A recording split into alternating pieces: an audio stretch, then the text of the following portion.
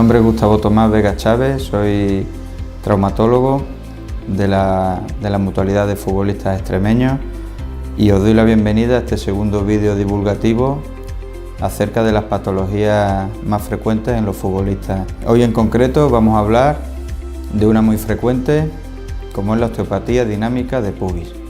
¿De qué se trata la osteopatía dinámica de pubis?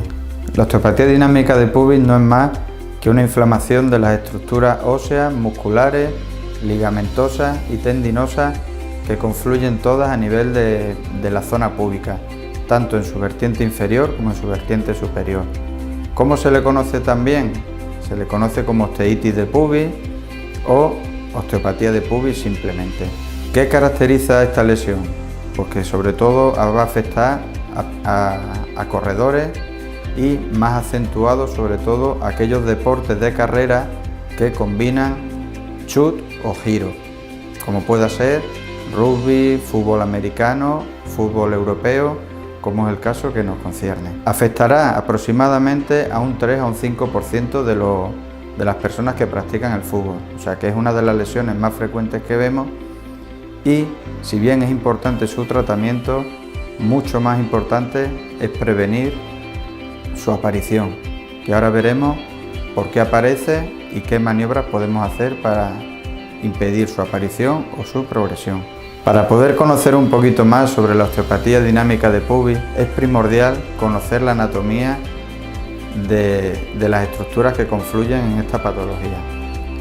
Lo primero, a nivel óseo, podemos ver la unión de los dos huesos ilíacos, que confluyen a nivel de la sínfisis del pubis, habiendo ahí una unión fibrosa muy fuerte, incluso con un tejido cartilaginoso en medio parecido a los meniscos de la rodilla. Además de las estructuras óseas, en la siguiente imagen vemos ya las inserciones musculares que aparecen, que van a ser por un lado la musculatura abdominal y por otro lado la musculatura aductora y flexora de la pierna, que van a entrar en conflicto porque una va a suponer una tensión abdominal de la pelvis y la otra una tensión hacia la pierna de la misma.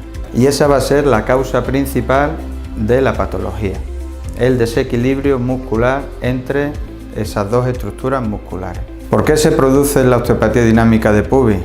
Ya hemos visto la anatomía normal del pubis, sus estructuras óseas y las estructuras musculares que confluyen en ellas, pero en el deporte no es estático, sino que es algo dinámico. Por tanto, las dos estructuras musculares principales, la abdominal y la aductora, deben de estar en perfecta sintonía para evitar la tensión ósea, que pueda producir un desequilibrio entre estas estructuras musculares.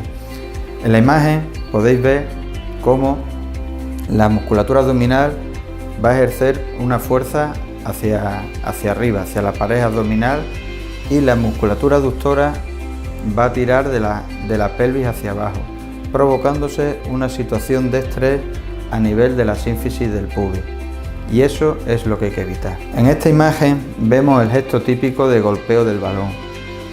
La cadera en hiperextensión, el cuerpo en rotación y las dos musculaturas haciendo cada una su función, una equilibrando el cuerpo y la pelvis y la otra lanzando la pierna para el golpeo. Ese es el punto crítico para la aparición de la osteopatía dinámica de pubis en el caso que no haya un buen equilibrio entre las dos musculaturas. Ya conocemos la anatomía de la zona púbica, sabemos por qué se produce la enfermedad, la osteopatía dinámica de pubis, pero ahora tenemos que diagnosticarlo. ¿Cómo se diagnostica? Lo primero, la sintomatología que va a referir el futbolista en este caso. Va a ser un dolor que va a comenzar generalmente en la zona de inserción de los aductores, se suele confundir con una tendinitis de aductores, pero si no se pone tratamiento y no se empieza a prevenir esta lesión, progresivamente irá aumentando a un dolor en la zona suprapúbica, es decir, tendremos dolor en la inserción de los aductores y tendremos dolor en la inserción de la musculatura abdominal. Todo ello acentuado con la actividad física y cederá con el reposo. En ese momento tenemos que actuar primero con la exploración clínica para diagnosticar o hacer ya un primer diagnóstico de sospecha y posteriormente un diagnóstico de confirmación, en el cual ya van a entrar las maniobras exploratorias. Básicamente es una aducción, es decir, aproximación de las piernas contra resistencia que provocará dolor en la inserción de los aductores. Acompañando a la historia clínica y a la exploración física, debemos de realizar una serie de pruebas de imagen. Lo primero, una radiografía de la zona pélvica. En ella, como veis en la imagen, podemos apreciar una rarefacción, una esclerosis en la zona de la sínfisis del pubis. Eso ya quiere decir que el proceso está muy evolucionado. Tenemos que evitar llegar a ese nivel. Además de la radiografía, la prueba de imagen en ya estadios muy avanzados de la lesión es la resonancia magnética. La resonancia magnética, como veis en la imagen, lo que nos va a proporcionar es una información del estado del hueso, es decir, la enfermedad ha pasado ya de la musculatura y de las inserciones musculares al hueso, y eso ya requiere un tratamiento más intensivo por parte de los fisioterapeutas y los preparadores físicos. Una vez diagnosticada la osteopatía dinámica de pubis, debemos de pasar a su tratamiento. El tratamiento es complejo y requiere la paciencia del futbolista. ¿Por qué? Básicamente porque ellos quieren una recuperación temprana y nosotros tenemos que darle un reposo importante a la zona afectada. El tratamiento es multidisciplinar, es decir, van a confluir fisioterapeutas, preparadores físicos y personal médico de la mutualidad de fútbol. ¿Por qué digo que hay que tener paciencia? Porque el tratamiento puede incluso requerir de hasta 6 meses para intentar controlar los síntomas de la enfermedad. Evidentemente, según el estadio de la enfermedad, pues así requerirá más o menos tratamiento. ¿Qué quiere decir? Fases iniciales en el cual el dolor está limitado solo a la inserción de los aductores, pues el tratamiento va a requerir de menos tiempo. Aún así, tendremos que confluir las distintos especialistas tratando esa patología. Cuando ya la lesión va avanzando, si no le hemos puesto remedio o si el futbolista ha querido seguir jugando y forzando, deberemos de requerir o deberá requerir mucho más tiempo de tratamiento. En casos finales en el cual tanto si el reposo, la fisioterapia, la preparación física y todas las maniobras preventivas que nosotros hemos usado para evitar la progresión de la enfermedad han fallado, puede requerir incluso de tratamiento quirúrgico.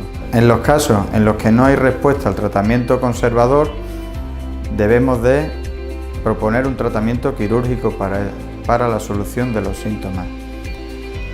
Afortunadamente se llega en pocas ocasiones a necesitar de una cirugía, pero sí es cierto que si no hay respuesta hay que operar. ¿En qué consiste la cirugía? Pues la cirugía va a consistir sobre todo en una sección de los tendones de la musculatura aductora. ¿Para qué?